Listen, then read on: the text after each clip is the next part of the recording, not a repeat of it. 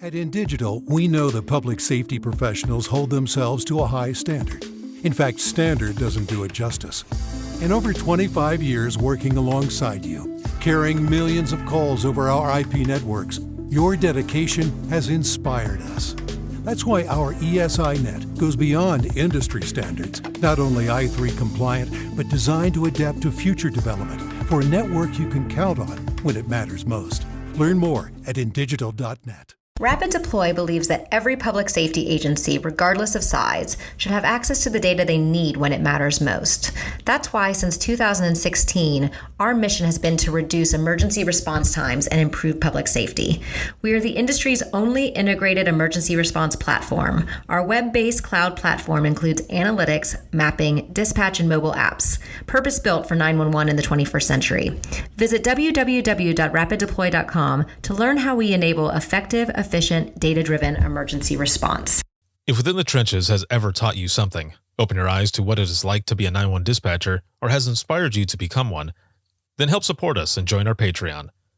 Get exclusive bonus content, one-of-a-kind swag, discounts on merchandise, ad-free early access to new episodes, and much more. To join, please visit patreon.com/WTT podcast. And if you're an industry partner, we have something for you as well. And now, for the show. This is Jordan, and you're listening to the Code 7 Podcast Network.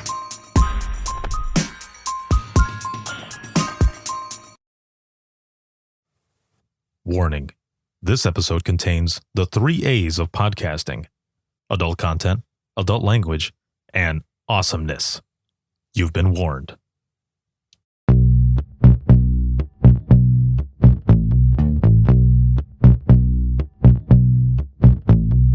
Welcome to Within the Trenches, true stories from the 911 dispatchers who live them.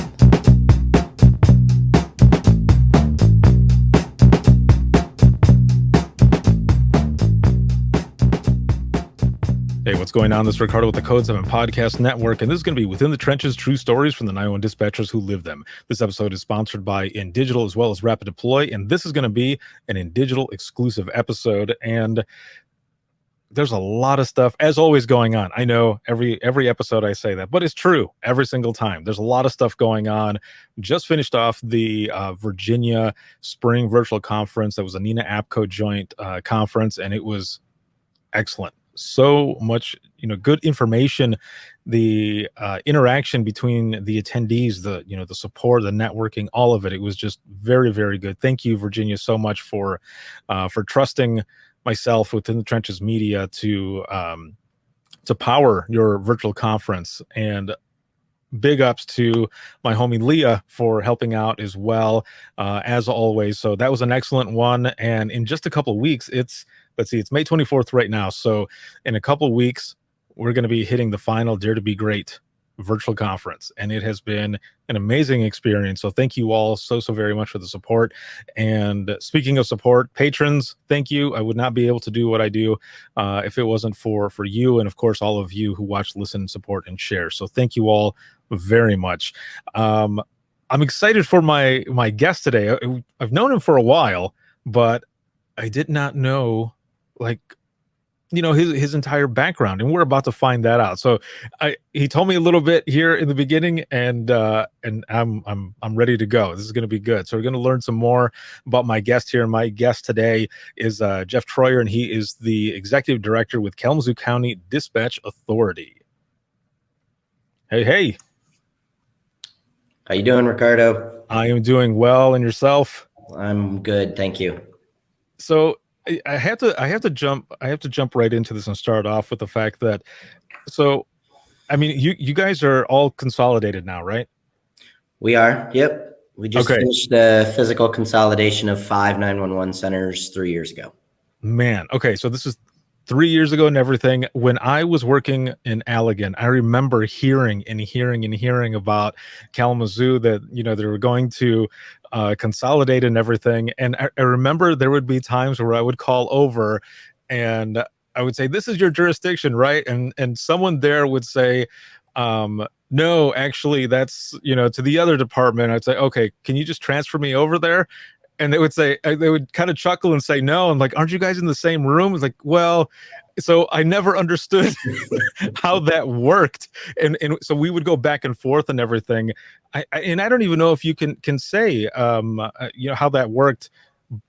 But if you can, really quick. So were you all in the same room, or like the city and the sheriff's department? Was it the same room, or was it actually different buildings? So there were a total of 5 different PSAPs, 3 physical different locations. So okay.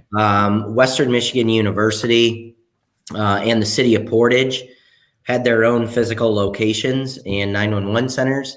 And then there was 3 of the 5 agencies, being Kalamazoo Department of Public Safety, Kalamazoo County Sheriff's Office, and the Township of Kalamazoo Police Department, were in a what they called an integrated dispatch center, or co-located dispatch center.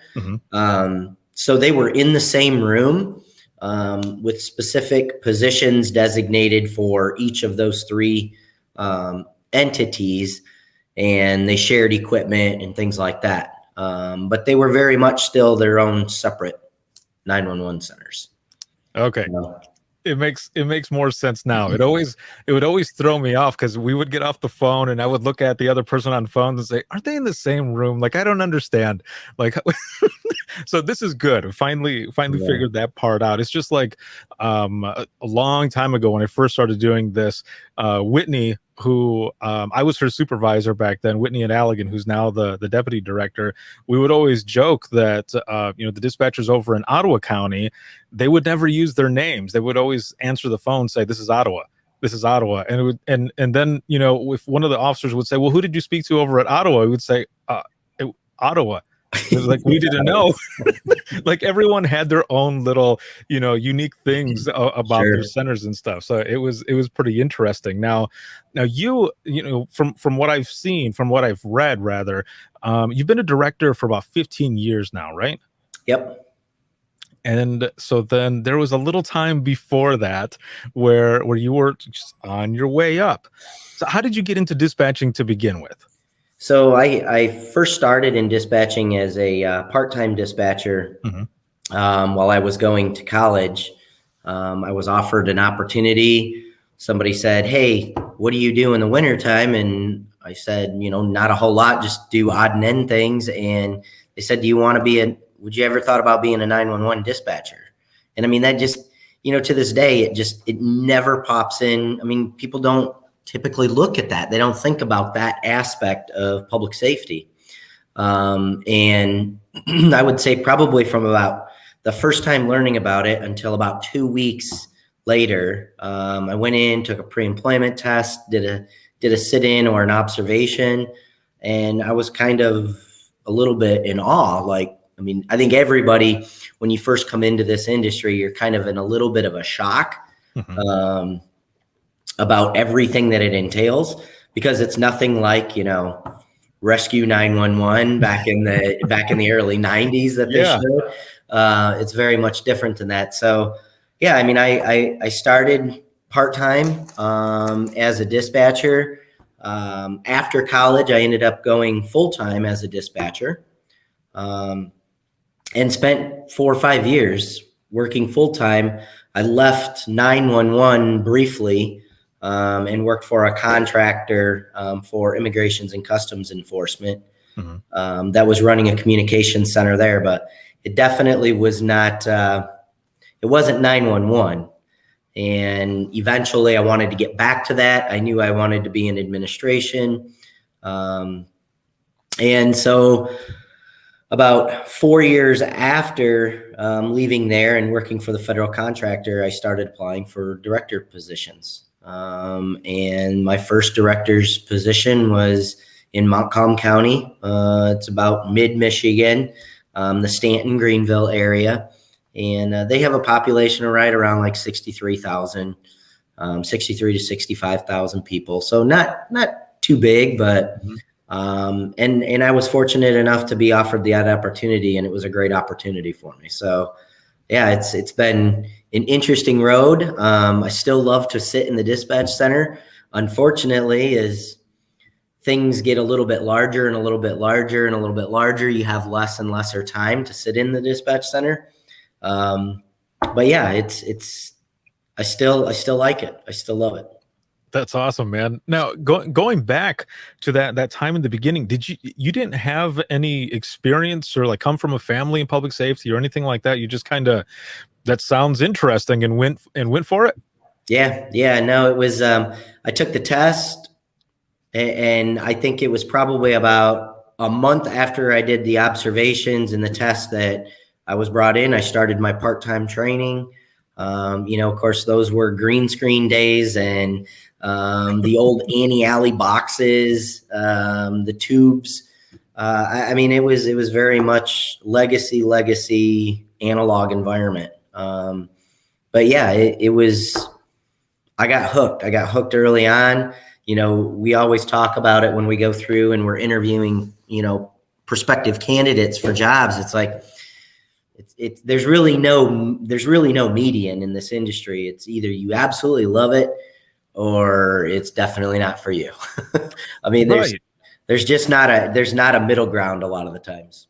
And it's interesting watching different people come in, right? Because you notice that, just like you're saying, you can pick out those who are really digging it and those who are just kind of staring like, oh my Lord, what am I getting myself into? And and sometimes you'll have people who have that look, but then they'll turn and look at you and say, this is really awesome. And so you either get those deer in the headlights where they're out of there, or that deer in the headlights and then turn over and then that smile comes out. They're like, okay, I think I'm really into this here. And you yourself were kind of into that, in that mode. With your observation, I guess, what was that like for you? So you walk in for that observation, and you had not ever been into a center or anything either, right? Or did you get to see it during the interview at all? Nope. No, I literally, that was the first time that I ever walked into the center. The old, remember the old Centricom Gold Elite? I mean, big Motorola box consoles, like the radios were literally right in the cabinet. I mean, it was a little overwhelming at first. But I mean, it was watching, I think they had maybe 2 or 3 dispatchers on at a time, and, watching them work as a team, and everything that went into providing, and it didn't matter whether it was a law enforcement or fire or EMS. It was just, I was hooked from day one. Like, I just absolutely fell in love with the job. Oh man, that is awesome. That is always cool to hear when someone just falls into it like that. Like for myself, when I first started out, I didn't start in Allegan. I started out in Central Florida, and I went in there, same green. I had no idea or anything. My only experience at all was whatever I saw in movies, on TV. Again, Rescue 911. That was one of my favorite shows.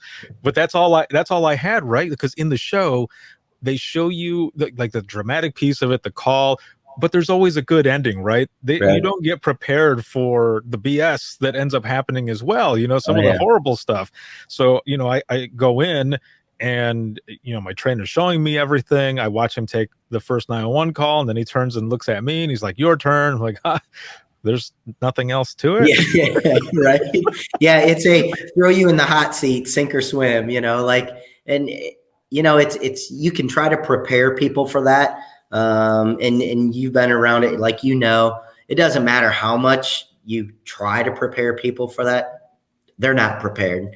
It's instant, almost very, very overwhelming. And that's normal though. That's like, you just gotta give it some time. Give it some time. The more comfortable you become with it, it'll seem a lot less overwhelming. It's perfectly normal. So, people, it's like, the majority of us don't even know what all goes into it. If it was just answering 911 calls, I mean, it would be a lot simpler than just sitting there. I anticipate, I always try to tell people, so do you really think that people just sit there and are just waiting for that 911 call to ring, and they just reach down and pick it up, and they're not doing anything else during the interim. And a lot of people think that. Yeah. Yeah, it's what a great, and it's not just the profession itself. It's literally the social networking that the group of friends and the camaraderie that your different teams have in the dispatch center, because you guys everybody goes through some of the worst times that you're dealing with. 99% of the time, it's the worst time of a person's day or their life. That's why they're reaching out to you. So it definitely is it's a family. You meet a lot of friends. Like you said, you and I've known each other for many, many years. And it was just because of 911. Yeah. And I fully echo everything you're saying, because I've talked to, even now, Allegan's always going to be my family. And I talk to them, and I've spoken to their training coordinator that's over there, who Megan, who actually, her and I grew up together. We went to school together. So it was funny that we ended up working in dispatch together as well. And she was my supervisor for some time before she went to do training and stuff. But we would sit and talk, and even now say, we went through some incidents that no one else will ever know or like experience, because the incident types, of course, are the same, but what goes on in those it's always different. And it's you become really close with people, because you work for so many hours, whether it be those in the center or those out in the field. But yeah, like you said, it's that camaraderie that you build. There's nothing else like it. Now for you, starting out, so you go through, you do this sit along, you end up just going through with it. You're doing training. What was that training piece like for you then? Because like for me, when I had first come in, and we'll talk Allegan, because the first place, it was way different. It's not what I thought it was. It was a small police department, right? So the training was really just throw you to the wolves, and you learn as you're going along. There was a 40-hour beginners course that I took as well, but it wasn't like the training that I had in Allegan, because there was like 4 phases. You start out with the geography, you're memorizing all this stuff. But what was it like for you starting out then? Yeah, it was a pretty well structured training program. There were various phases. Of course, back then, being a smaller, we basically had 3 different types of positions. You had your law enforcement position that you just was pretty much law dispatch. You had fire EMS, and then you had lean. And those 3 positions, obviously the individuals that worked those is multitasking as far as call taker and dispatcher all at the same time. So we didn't have quote unquote designated call takers. But I remember going through the training program, and it was probably a good 10 to 12 weeks. I'm guessing, if my memory serves me right, because that was many, many years ago. But I still remember when it was getting towards the end of the training that it's like, okay, I just that comfort level just wasn't there yet, and they're like, well, no, you're ready to go. Just make sure you ask questions. And I'm just like, oh Lord, this is not going to be good. But I don't know, you learn to trust it. And I don't even think that, I think it took a good, probably 2 to 3 years, the various systems and everybody. That's why you got great teams or great coworkers too, is where somebody might be a little weak at something. The other one might have a significant strength.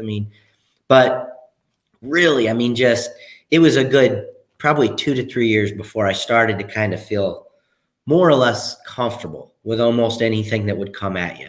But you never can predict some of the stuff that comes at you, like crazy, crazy stuff. But it was a pretty well structured program. And I think it, going through that, I think has definitely helped me as, a PSAP administrator from that side of it, because Well, I've been there. I've been through it. I know what it's like. And it gives me a better idea of what works and what doesn't work. So, the training programs nowadays, a lot of the centers, I'm not going to say all the centers, but a lot of the centers have a very, very intuitive training program. Much more tools readily available for us than what we had, in 1997. So, you and I kind of have a similar story to the point where, like you were saying, when you were getting ready to be done with training, you felt like you weren't ready. I remember going through something similar in Allegan, and they were saying, you're going to be done with this last shadow phase, and then that's it. You're going to go on your own. And I remember looking at my trainer, and I said something, similar. I was like, I don't know if I'm ready. Like, can you guys give me another week? And she goes, I remember her saying to me, if we give you another week, you're going to end up wanting another week on top of that. You need to you'll be fine. Use everyone who's there with you, because this is what you're supposed to be doing. You've been doing it for all this time, and you'll be fine. But just like you're saying, and it's funny because I see this on social media a lot in some of the private dispatch pages where, people are saying, how long is it before you start feeling comfortable in dispatch? And everyone has a different answer. And every time I see it, I think, yeah, it was about 3 or 4 years until I felt like I've got this fully. By that time, I probably had taken pretty much everything you can think of, and in different various, versions of it. But I was fully confident. Not that I wasn't confident before, but it's, it's hard to explain. Like, you really feel like you have a grasp of every single aspect, because there is so much that is going on, but in an instant, all of it is going on, and you have to make those decisions. And people, who are not in the industry, like, they don't understand that. So then when you're explaining certain things to them, they're just, they don't know what to think themselves. It's like, yeah, well, we go through that, but that's why, you work at it and you work at it and you work at it. How many hours were you all working? Was it like 8 hours or 12-hour shifts? So when I was a dispatcher, we worked 12-hour shifts on a 2-week rotation. So we had every other Friday, Saturday, Sunday scheduled off. And that was that I think helped and was a big benefit. I found it very, very appealing, being a lower senior person for starting dispatch. Like, I don't know. It just is. I'm a big proponent of everybody that works for us, and the other PSAPs that I've worked at is like, people deal with some devastating things in this industry, and they have to have time with their friends. They have to have time with their family. They have to have a home life. It cannot be 7 days a week, same hours every day. Like, I'm a big proponent of making sure that people have time off. Is there going to be overtime? Yes, there's going to be overtime, no doubt. So, working 12s and working only 7 out of 14 days and every other Friday, Saturday, Sunday off, it gets rough after a while. You don't want to work every weekend. It doesn't matter how well you try to plan around it. Friends have birthdays, family members, all that stuff happens on Saturdays and Sundays. That's just naturally the way it happens. It just big proponent of the 12-hour shift and that same type of rotation, so that, it doesn't matter whether the person's only been working for you for 6 months or whether they've been there 15 years. They still deserve to have some weekends off. Is my approach to it. So I love the 12s. I've encouraged it. Don't require it, because you don't want to, the staff members, you don't want to make them do it if they don't want to. But there is also a strategy behind the 12s, without a doubt. The first 2 weeks, if nobody's worked 12s, they say you're going to hate them. The next 2 weeks, you're going to start to feel normal with them. And then after that, you won't ever want to go back. No, I agree. We work 12 hours. When I first started out working in dispatch, again, it was a small police department. And we were doing 8-hour shifts, and it changed. The shift changed every 2 weeks. So it was 6A to 2P, and then it was 2P to 10P, and then it was 10P to 6A. And when you were on that night shift, I think we did it for like a month, and then it ended up going to mornings. And that was a hard one. That that was crazy. Yeah, and it was hard to to plan out anything. During that time though, like I wasn't married, I didn't have any kids or anything, so it was fine. Well, I didn't have any kids with me there. I had a son that was living in Michigan, but it didn't affect me that much. It wasn't until I end up starting in Allegan where now I've got my wife and my kids with me and stuff, and then it's like we're like roommates because there's so much going on. Right. It's so crazy, man. Yep.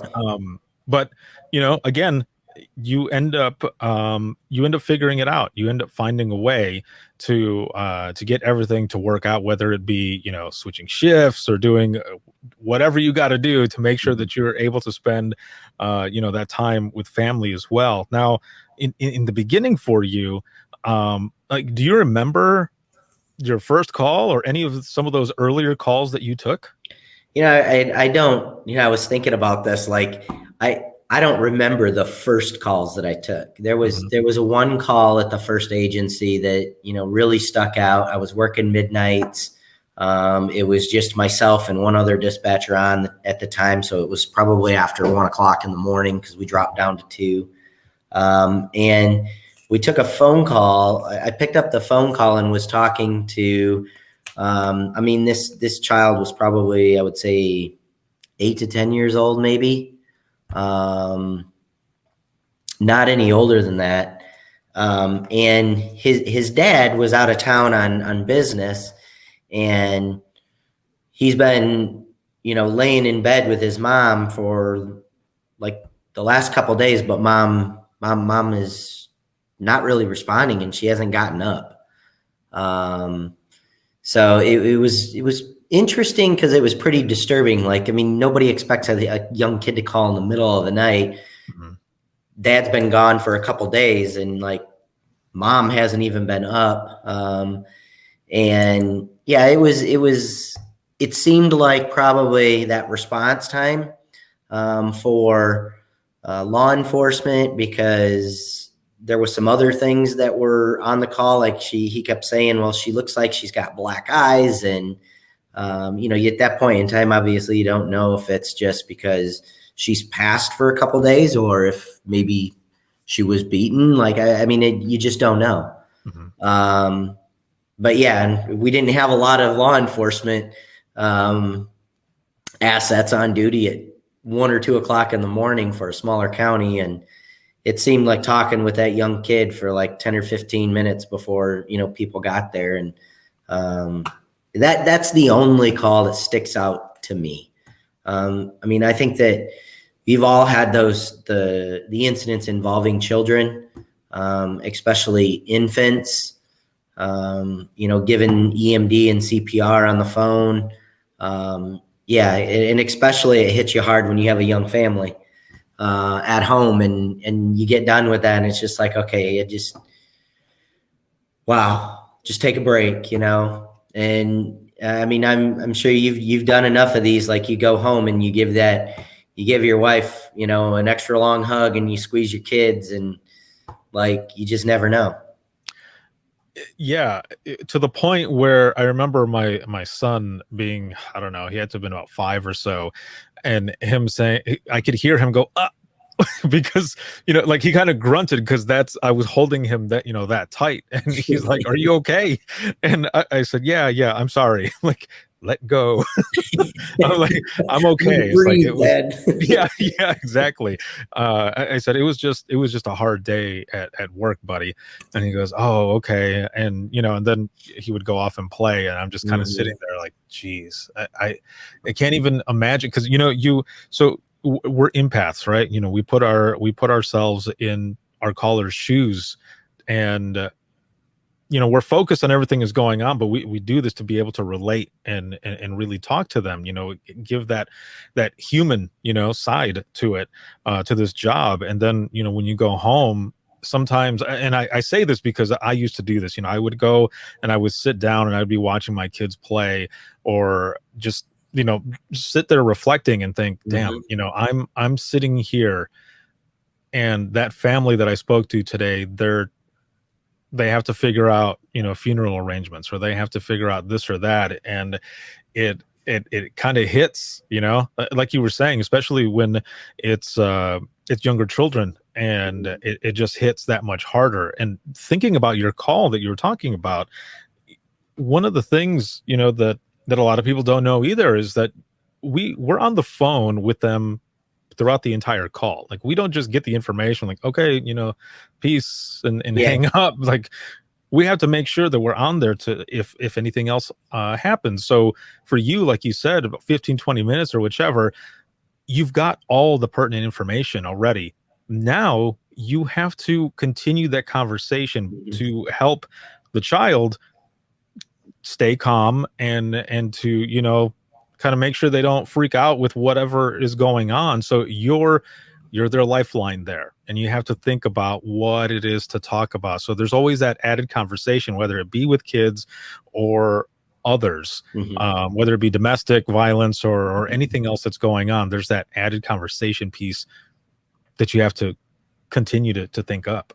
Yeah, I mean, you kind of have to live that. You have to have that conversation with them, and in retrospect, on the whole backside and your other side of your mind, you're trying to play out, okay, what happened here? Like, you're trying to visualize, like, what is going on right there. This kid is trying to paint you that picture, and it just, like, what do you say to an 8 to 10-year-old kid?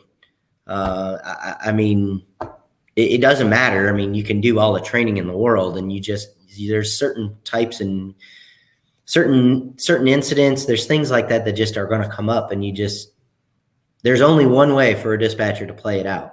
And they're trying to draw that in their back of their mind, and they're still trying to carry on that conversation to keep that child caller or whoever the caller is,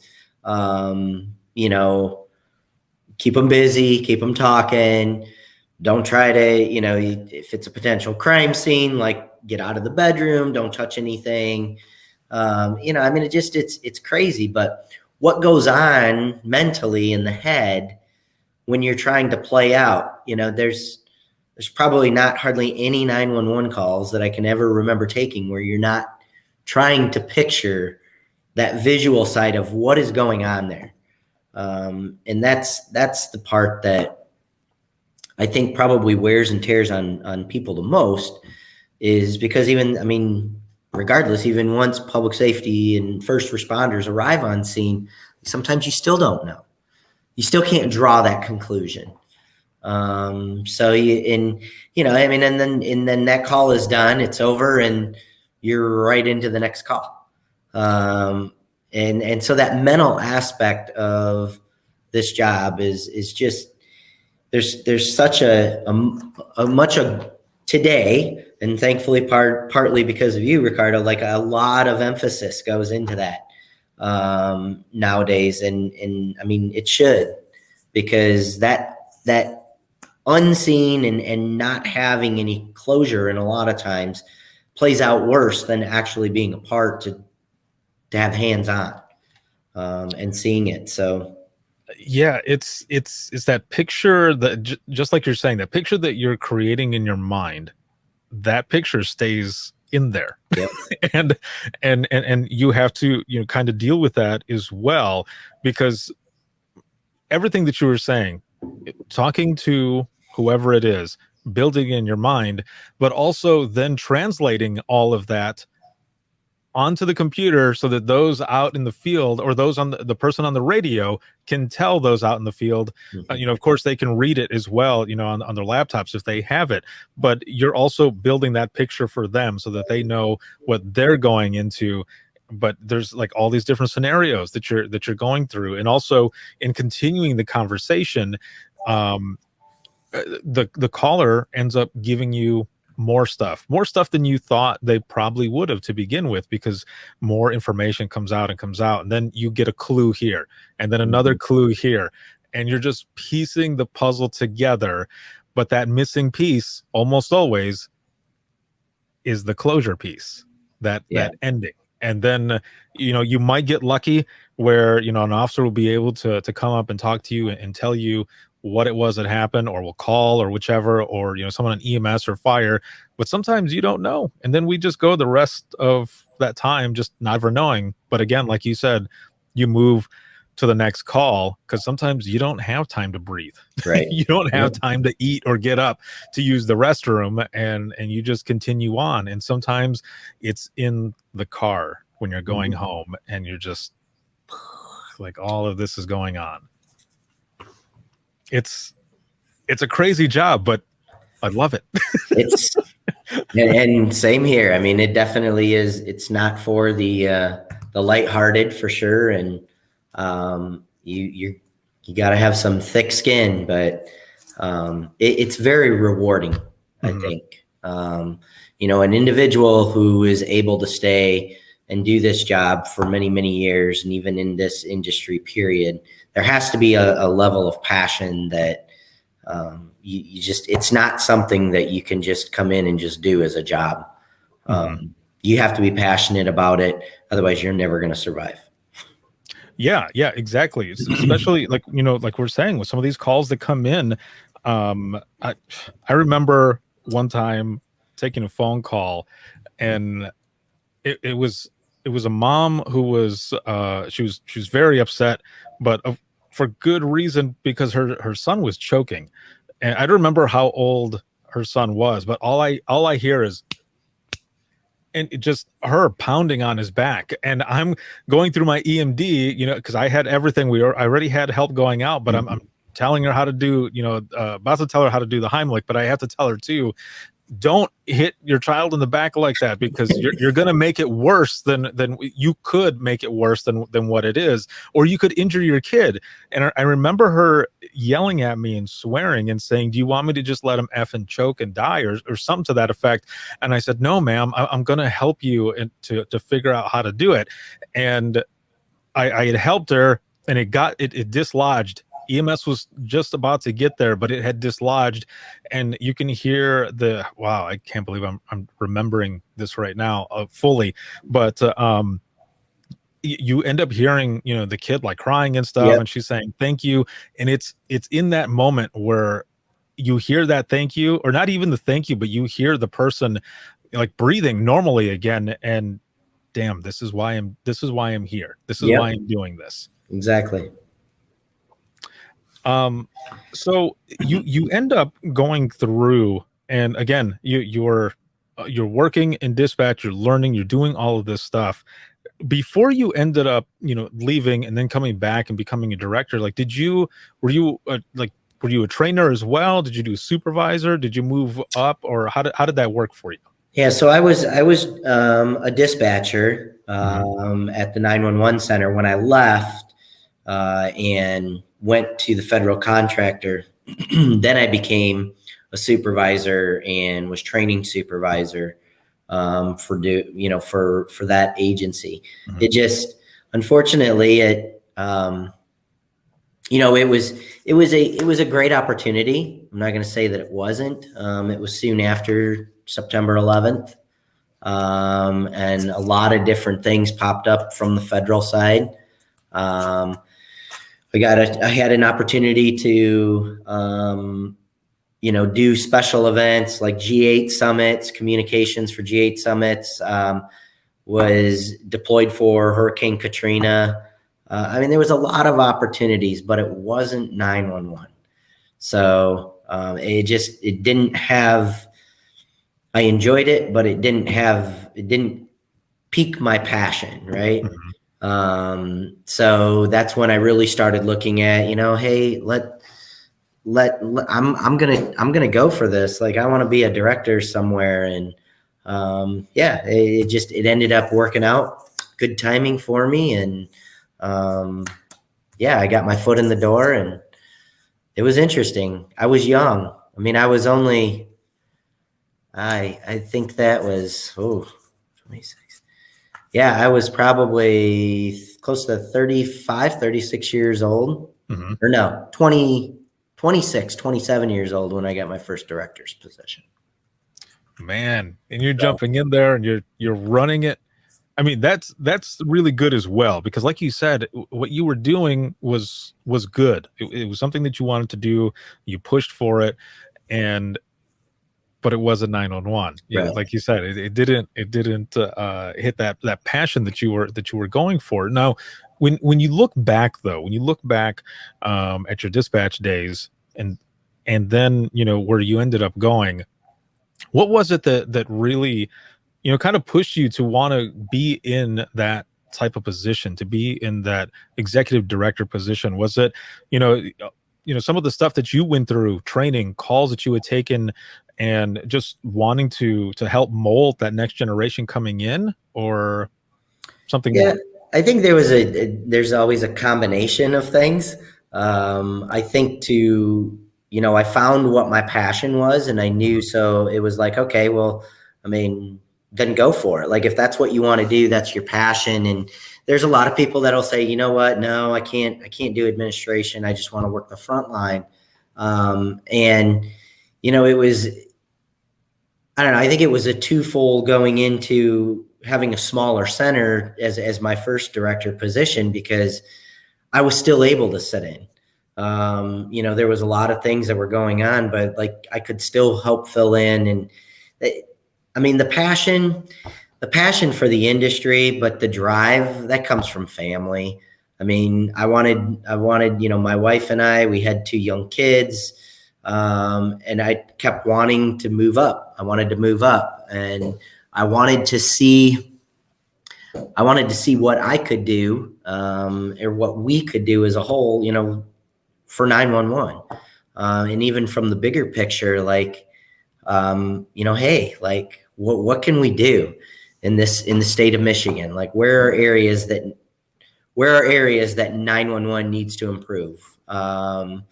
And we focus on those areas. So, I do remember specifically, a story, and I don't want to almost kind of revert back to like stories, but, I was probably 2 years in Macomb County as the director, maybe, and we had a call in that evening or something. And, I'm like, well, you know what, like, I'll just come back and I'll work that little 4-hour shift, and no big deal. So I was sitting in the dispatch center that night, and Kent County, our neighbor, they were responding out to a shooting. And I mean, I hadn't sat in the dispatch center in probably a good year. I'm just like, yeah, I'll do that. So I go in there, and I'm working that night, and I actually was the person that picked up the call when it was Kent County. They were calling in because it was one of our dispatchers who had been involved in a domestic and had been shot. Oh, wow. So, I don't know if it's a fluke scenario or a fluke incident, when, like, I'm just glad it wasn't one of her coworkers or her staff members. I'm glad it was me. But yeah, I remember sitting there having to, like, tell the other 2 that they're working with, like, hey, we got to go make some phone calls and stuff. But yeah, it's just it's a different scenarios like that I don't know. It just seemed I found my place. Right. So, okay.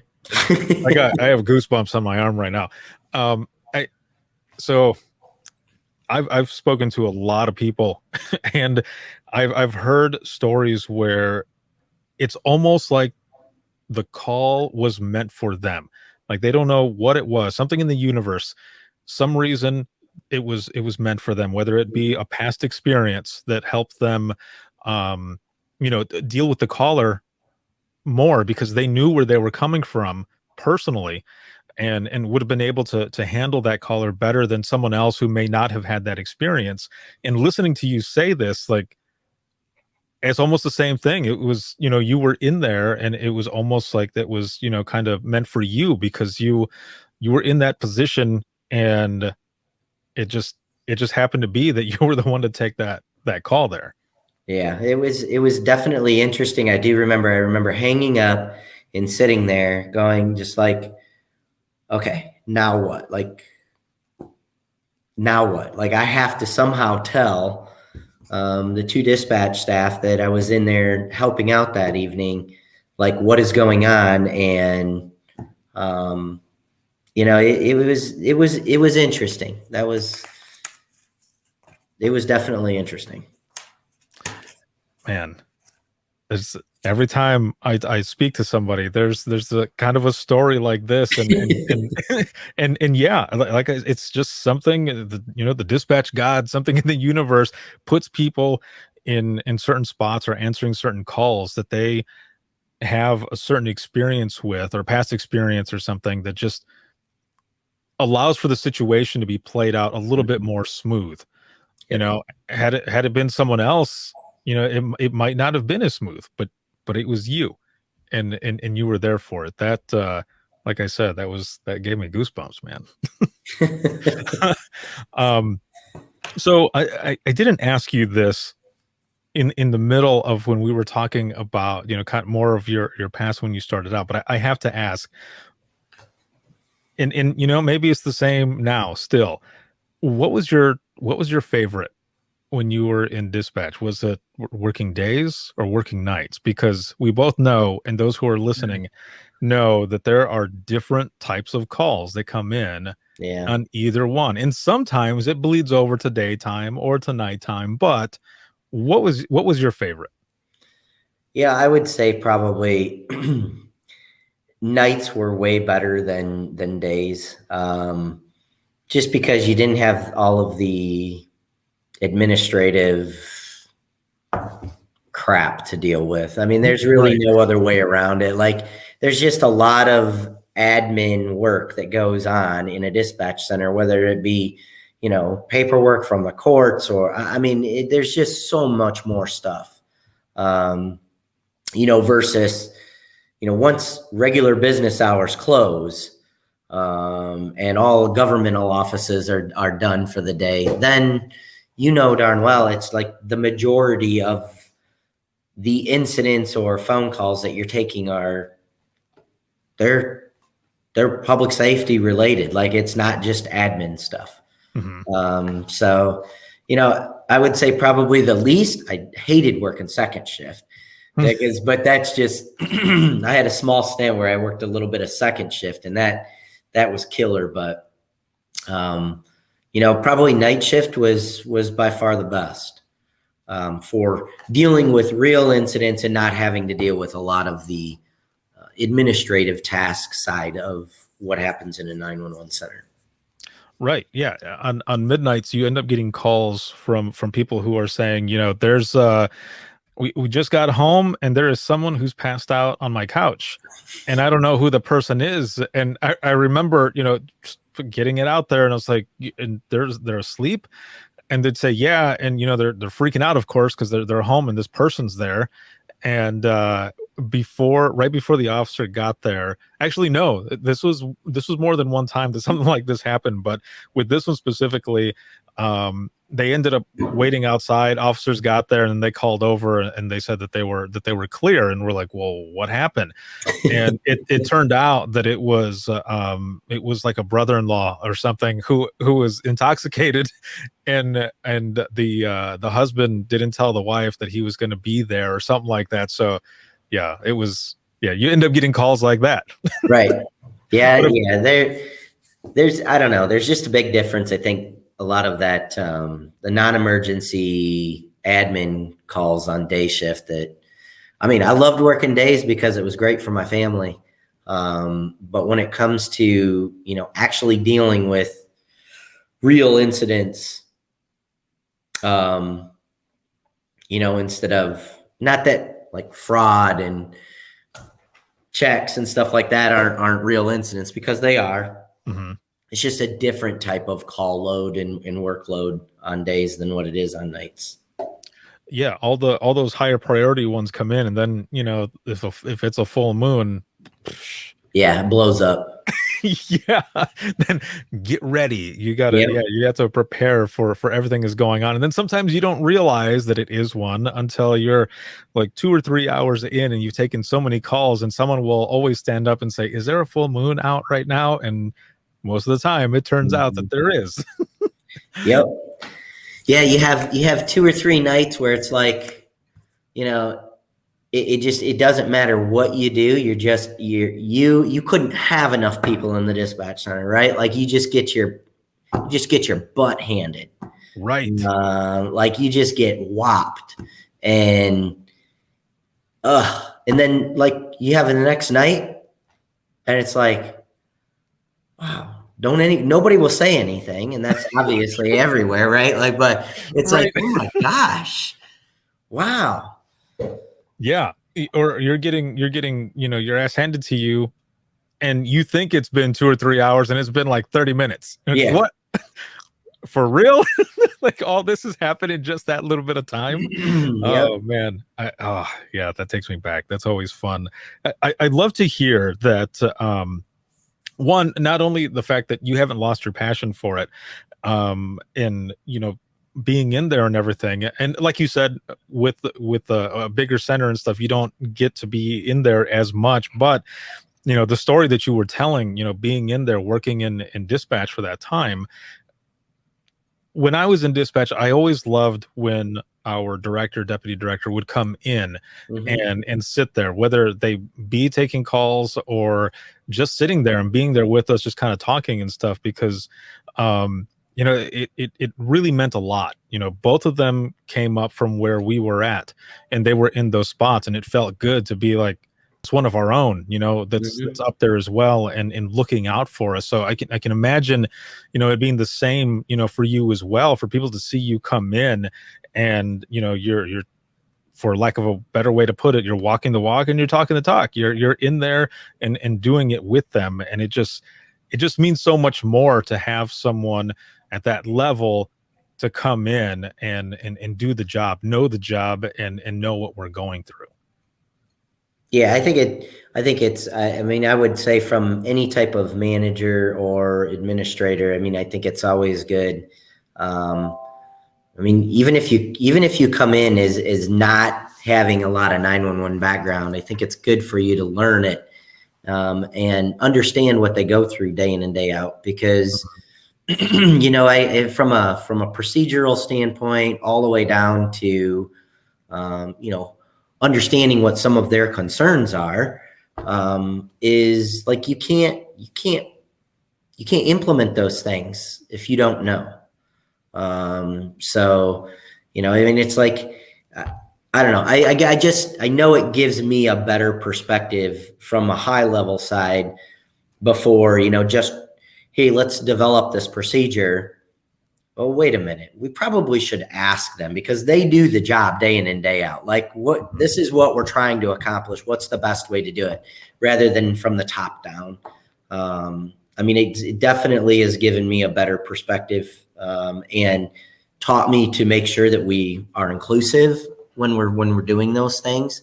But I would encourage anybody and everybody that's out there that really loves, this 911 is their passion. Like, if you want to be, and you want to succeed and take the next steps in the profession, the opportunities are there. And I would encourage anybody. I think it makes some of the best directors that come up through the ranks, because they've been there. They know what people go through day in and day out. They know what it means when CAD doesn't work for 10 minutes, right? Yeah. I mean, there can't be any more frustrating things than having technology that constantly lets you down. And yeah, I think it makes you a better overall, gives you a different perspective, for sure. I wouldn't change it for anything, the way that, from where I am today and from where I was and where I started, like, I wouldn't change anything. Do you ever reflect on it? do you ever sit there where you're at right now and just kind of think, damn, a lot has happened since I started? Yeah. I mean, The look on your face, you're like, maybe, yeah. there's so many times where like I almost want my legacy 911 trunks back because they were so darn, good. And, Mm-hmm. but at the same time, I mean, there's just so many good things that can come out of, IP based, whether it be call routing or, I mean, the additional info. I mean, there's a lot of good tools that are out there. Mm-hmm. Watching technology change over. Yeah, that's one of the biggest things, probably sitting back and reflecting on it. And I still sit back and I reflect on, like one of those things that was a little motivation for me was actually working for what I would consider to be, a lot of people have mentors and they have people who are great leaders and you want to be that person. I had that, don't get me wrong, but like, I also remember working for probably one of the most unethical managers and one of the worst leaders at the same time. And I actually learned probably more from that individual about who I didn't want to be than anything. So, I think it just, yeah, there's those things out there. And I mean, those people, I see people, we interview people, whether it's for, her call taker positions or dispatcher positions, and they want to talk about advancement. And I'm like, absolutely. Like, yeah, you've got your opportunities with our organization. We're a separate authority. So we're here to provide one thing: 911 and public safety dispatch service. You don't have to have a sergeant stripes, to get into, a deputy role or anything like that. Like it just, we're here to provide that. And I love to see people come up through the ranks and give them the tools, the skills that they need, the training that's necessary, because I want to see those people be given the opportunities that I was given. And hopefully someday they'll be sitting in the same chair that I am one day. I think that's probably most 911 directors are sitting here wanting someone to succeed them and making sure, hey, we're not just building a 911 center, and we're not just trying to staff it. We're trying to build an organization that's full of like leaders and, motivators and people that are just out there every day, day in and day out. And the more opportunities that you give them, the better their performance, and they're going to give back to the organization. So, I think that all in all, I love organizations, and I love them when you've got a lot of people that just, they want to go up through the ranks. They want to take the next step.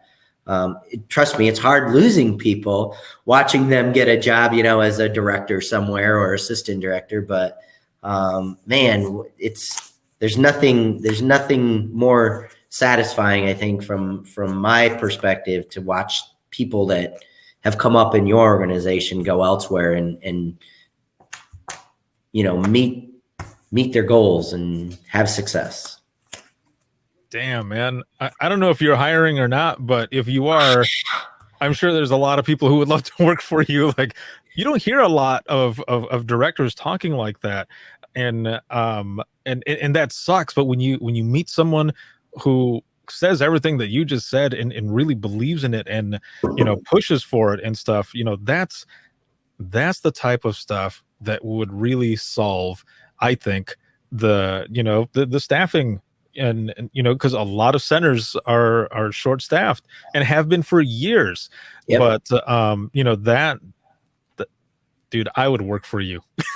like that's awesome, man. I'd love to hear directors and deputy directors and everything talk and really live this, because those are the centers where you see dispatchers and call takers working there, and they're like, yeah, we're like a family. Like we've got this awesome, leadership that's going on, and everyone in their own teams as well. Like they're being their own leaders and really doing what it is that you would really want from your crew and the center as a whole. Yeah, I mean, people tend to give a little bit more performance and positivity when things are, every place has their own little challenges. Don't get me wrong. I mean, we've been there in that staffing thing. I mean, when we consolidated the 5 PSAPs here, we had 58 dispatch center staff positions. So between dispatch supervisors, call takers, and dispatchers. And when we went live, we had 34. So it's not brain science to try to figure this out going into it. And, I mean, there's some challenges there with, the respective, the boards and just making sure like, hey, this is a concern. You can't expect these people, you know what they're going to go through? I don't have a center. I can't train anybody yet. And we're going to go live with 34 of 58 dispatch center staff positions filled. And then, it's like you talk to individuals and they're like, oh, you've been operational for a year. You still don't have those positions filled? Are you kidding me? Like, no, I mean, like we are at 48 of 58 and we've been operational for 2.5 years. So, I mean, yeah, it takes time, but you can't train. You're limited in the number of people you can train at a time. Right. Because you've got rotations and shifts and it's like, if we can, and you don't want to see this big influx. If I just hire 20 people and say, here, you're trained and send them in the dispatch center, we're going to end up with what, 2 or 3 of those people left in 2 years, Ricardo? Like, yeah, that's what's going to happen. Right. So, I'd rather gain 6 or 7 every couple years because you're always going to have a couple people that'll probably either retire or resign because, I don't know, they're moving out of state, whatever. Life happens. But yeah, the challenges, the understaffing and, there are a lot of centers that have it. There's a lot of centers that have a lot of high overturn or turnover. And, I don't know. I think there's other ways to solve those than just saying, universally, this is happening all over the place. But yeah. Yeah, I remember there was a time when I was working in Allegan where we were so short-staffed that everybody was a trainer. Everybody. I mean, we had like 3, maybe 4 CTOs, certified training officers, but we were all going to be training and stuff because nobody was able to take any time off. Morale was low. And I think we brought in maybe 8 or 9 people and they were all going to be trained and only 2 of those people made it. Because when they got past that geography part and they went into taking calls, nope, they weren't about it. And that was even after listening to some of the calls too, and being told like it's one thing to listen to this, but when you actually get in there and start taking those calls, that it gets more intense. And some of them were, now I got this. I come from my brother's a deputy or my firefighter or whatever, and then they would take that call and they'd be gone. But yeah, it does, like you said, it does take time because you want the quality, not the quantity. Right. And it took a while. Even when I left, I think they were down a few, but a lot of things changed. But also during that time, technology was changing, not as much as it's changed now. But when you think back, for yourself personally and where you're at now, how much has technology changed?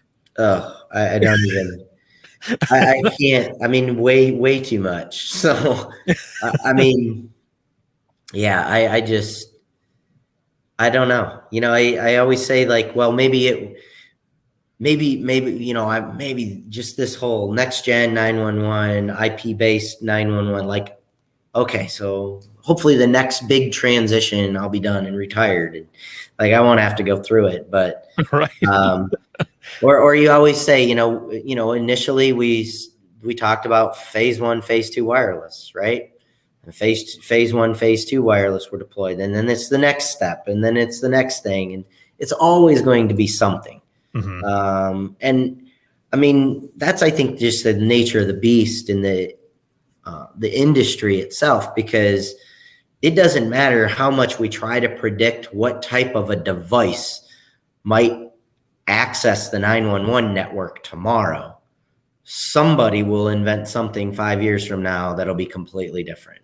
So, we went from cell flip phones and bag phones to, the different applications nowadays. And it's just an ever evolving thing. And all this industry can be is almost reactionary to it, because you don't know what's going to happen tomorrow.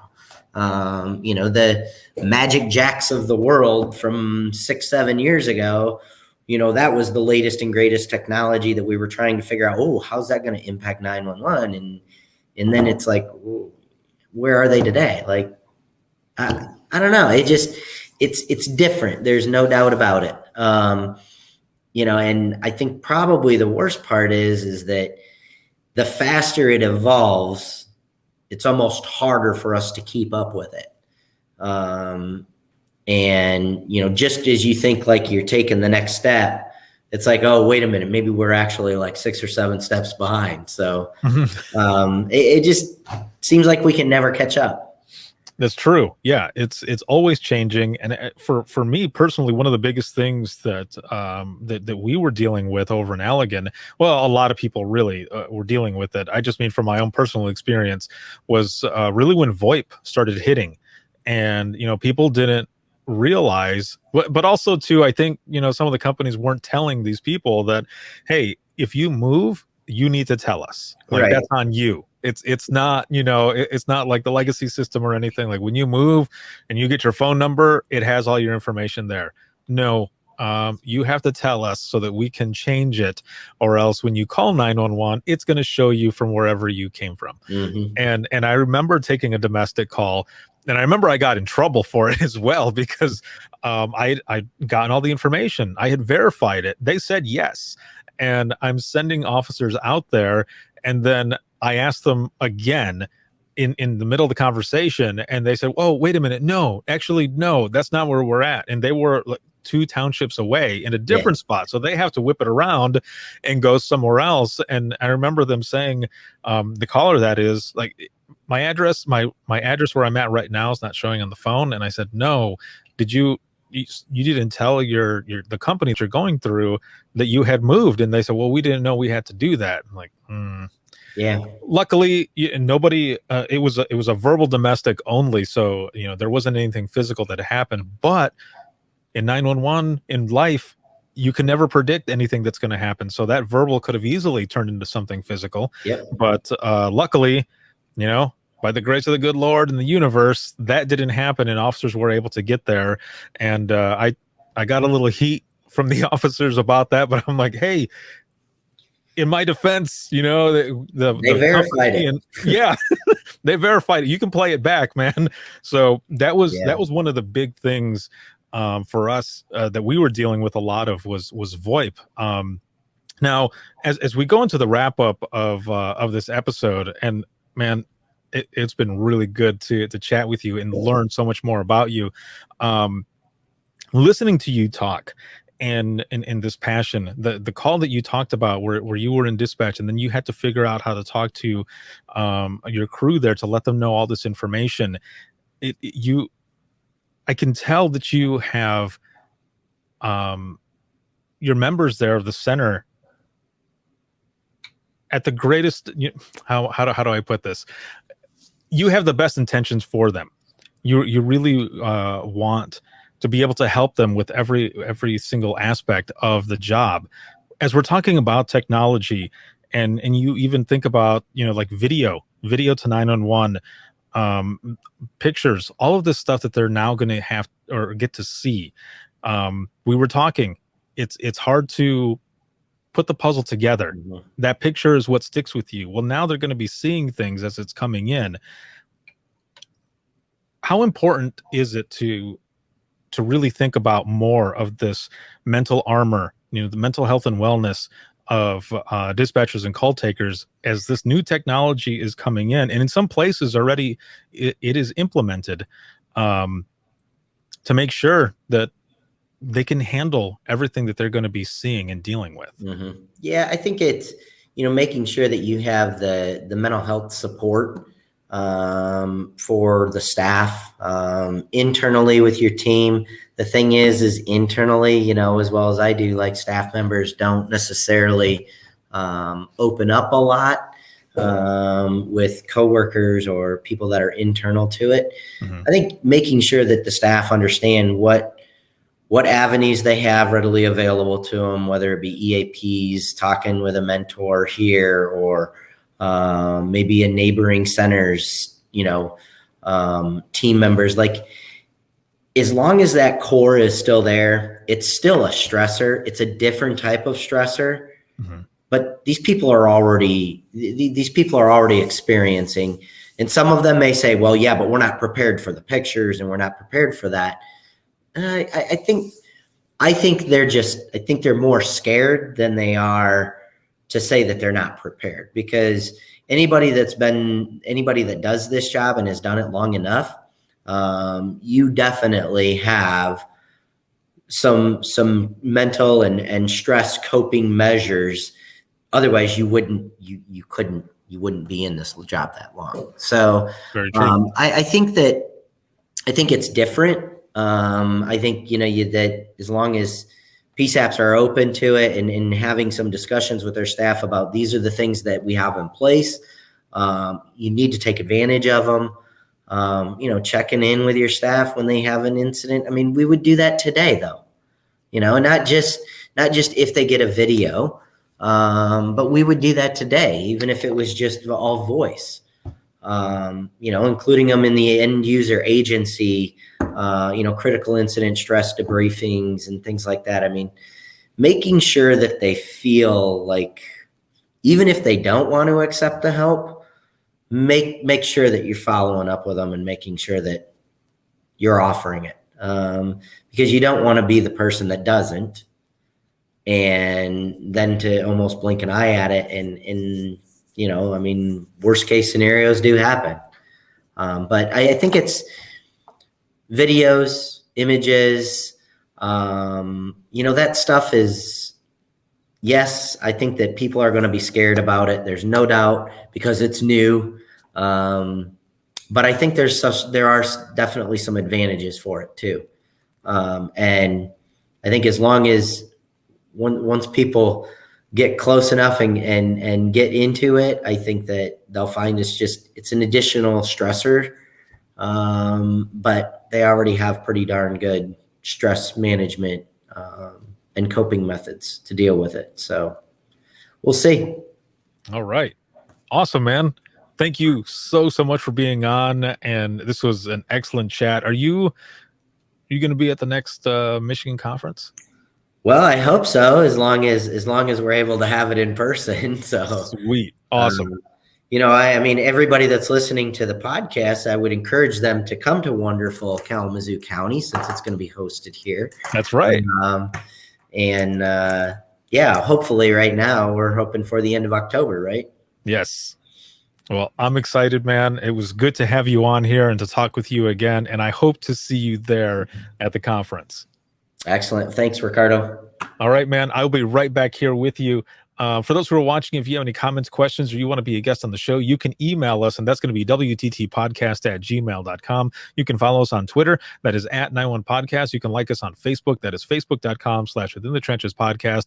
This episode was sponsored by INdigital as well as Rapid Deploy, and this was an INdigital exclusive episode. If you're looking for any bonus content, you can check us out, and that's going to be patreon.com/WTT podcast. Thank you again so much to the patrons.